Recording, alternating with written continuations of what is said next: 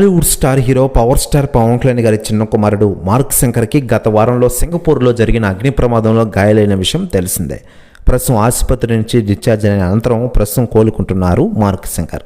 మరోవైపు అగ్ని ప్రమాదం నుంచి బయటపడిన తన కుమారుడు మార్క్ శంకర్ కోసం అతని తల్లి అన్నా లెజనోవా ప్రస్తుతం మంచి పని చేసింది. కుమారుడు ప్రమాదం బారిన పడినప్పటి నుంచి ఆమె ఆందోళన చెందుతున్నారు. సింగపూర్ వెళ్లి తన భర్త పవన్ కళ్యాణ్ గారు బావ చిరంజీవి గారితో పాటు కలిసి తిరిగి హైదరాబాద్ వచ్చారు అన్నా లెజనోవా.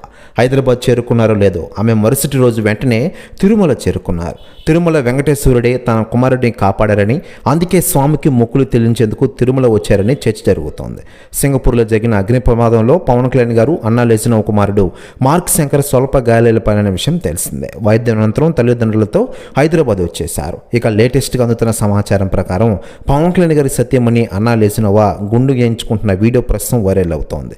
తిరుమలలో ఆమె తలయనాలు సమర్పించిన విషయం మనకందరికీ తెలిసిందే. దీంతో అన్నా లెజనోవాపై అందరూ ప్రశంసలు కురిపిస్తున్న విషయం తెలిసిందే. తాజాగా మెగాస్టార్ చిరంజీవి గారు కొన్ని వ్యాఖ్యలు చేశారట.